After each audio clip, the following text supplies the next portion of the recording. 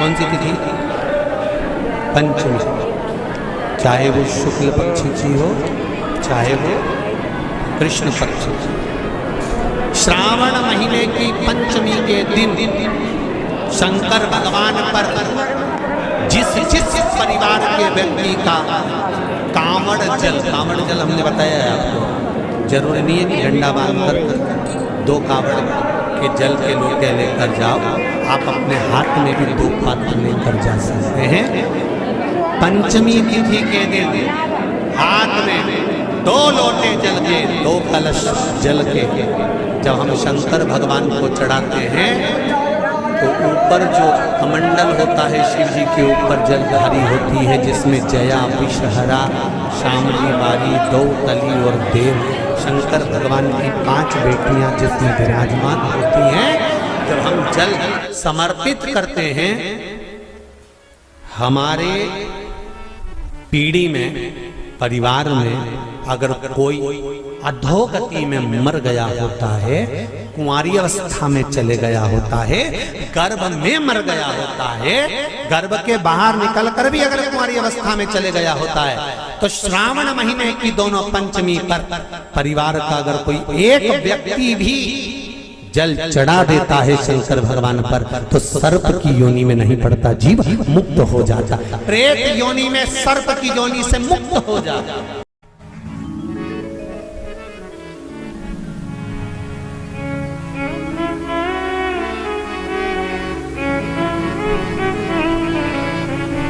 महाराज, हमारे यहाँ सांपों की पूजन कौन से दिन होती है, कौन सी तिथि में करते हैं? जम के बोलो जरा। नाग पंचमी। नाग पंचमी का मतलब क्या है? सांपों की पूजन करो। नाग पंचमी का मतलब होता है शंकर जी के मंदिर में जाकर 1 लोटा जल समर्पित कर दो। उसका कारण क्या है कि हमारे परिवार में, हमारे कुटुंब में कोई कुटुंब में, परिवार में कोई 7 पीढ़ी के अंतर्गत भी अगर कोई जीव तड़प रहा होता है, पड़ा हुआ होता है, उसकी मुक्ति नहीं होती है, तो पंचमी का चढ़ा हुआ जल उस जीव को प्राप्त हो जाता है और वो जीव तर जाता है, उसका फिर जन्म नहीं होता, वो तर, इसको मुक्तता का,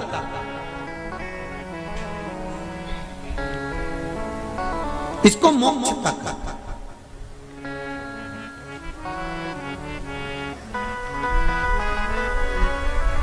ये मुक्ति, ये मोक्ष, इसी को कहेंगे कि ये मुक्तता है। महाराज,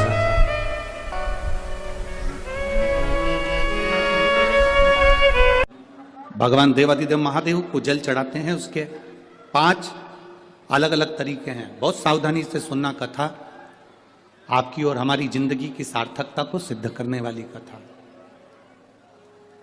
आज पंजाब की इस पवित्र भूमि पर अगर यह प्रसंग निकला है तो इसको आप अगर सुनेंगे तो आपका जीवन सार्थक होगा। शिव जी को 5 तरह से जल चढ़ाने का तरीका है। जैसे पंचामृत होता है, दूध, दही, शहद, घी, शक्कर, ये सब पंचामृत के अंतर्गत आते हैं, उसी तरह शंकर जी को 5 तरह से जल चढ़ाने का क्रम वर्णित किया गया। आप उसको समझेंगे, बहुत सावधानी से समझिएगा। पहला, जल लेकर आए, सीधे डायरेक्ट शंकर भगवान के शिवलिंग पर चढ़ा दिया, यह प्रथम जल का चढ़ाने का तरीका। दूसरा, जहां से पानी बहकर जाता है, जहां से जल बहकर जा रहा है, उसके ठीक विपरीत जल उत्तर में जा रहा है, आप दक्षिण में खड़े होंगे और दक्षिण में खड़े होकर उत्तर की ओर मुख करेंगे और शिव जी को जल समर्पित करेंगे। यह रोग मुक्ति करने वाला है और हमारे रोग पर हमें विजय प्रदान करने वाला है। यह जल चढ़ाने का तरीका। एक, सीधे मंदिर में गए, लोटा भर कर जल उठाया, शिव जी को चढ़ा दिया।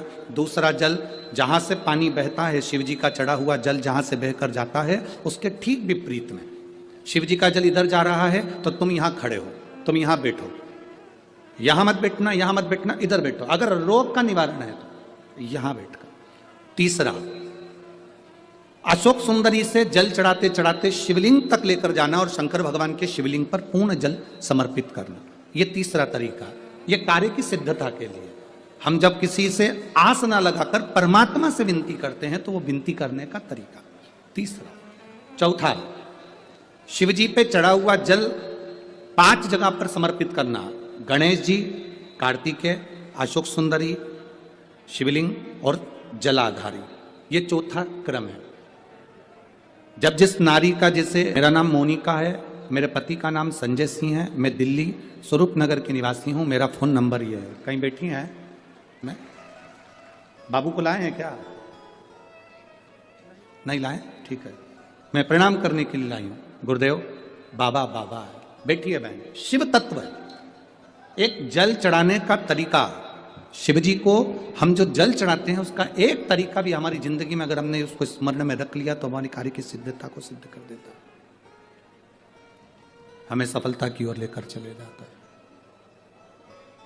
सीधे जल चढ़ाना, दक्षिण में बैठकर उत्तर की ओर मुख कर कर जल चढ़ाना, अशोक सुंदरी से लेकर शिवलिंग तक जल चढ़ाना, 5 स्थान पर गणेश, कार्तिकेय, अशोक सुंदरी, जलाधारी, शिवलिंग पर जल चढ़ाना 5 स्थान पर। ये चौथे नंबर का। और 5वां जल समर्पित करना। 5वें नंबर का जल।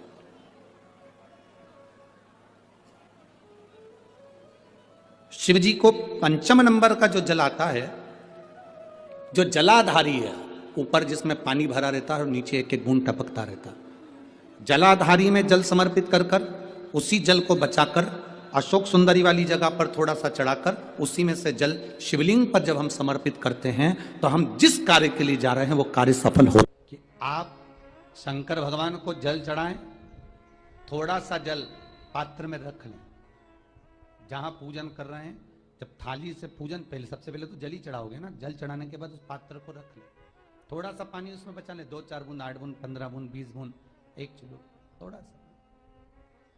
भगवान शिव की आराधना करी, आपने दिया बत्ती करा, पूजन करा, आराधना करी, मंत्र जाप करा, घंटी का नाद करा, और भी लोग आए, उन्होंने भी भगवान का नाम लिया। जब घर की ओर प्रवेश करें, पूजन की थाली जब लेकर चलें, तो जो कलश में जल हो उसका आचमन कर लें या अपने ऊपर छीट लें, उससे सुख का अनुभव होता।